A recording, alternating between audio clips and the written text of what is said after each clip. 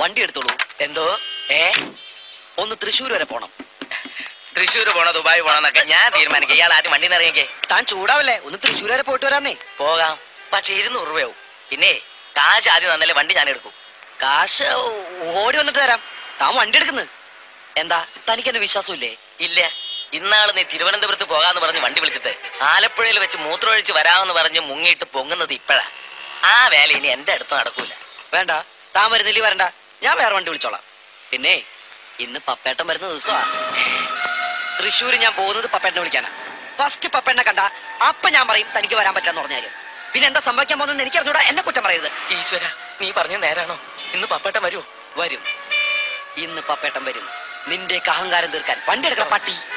എവിടെ പോണു? സ്റ്റിയറിംഗ് അപ്പുറത്താ. ഇതിന് സ്റ്റിയറിംഗ് ഉണ്ടോ?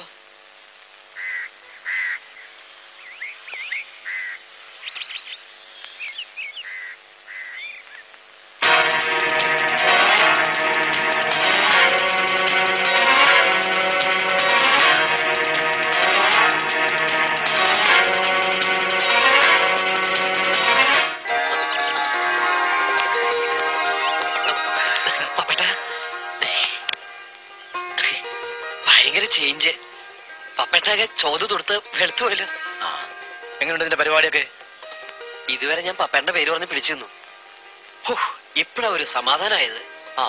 പതിവ് പോലെ ആദ്യ പരിപാടി എങ്ങോട്ടാ? അമ്പലത്തിലേക്കോ അതോ പള്ളിയിലേക്കോ? പള്ളിയിലേക്ക്. പപ്പേട്ടന്റെ പേരിൽ ഒരു നേർച്ച ഉണ്ടായിരുന്നു.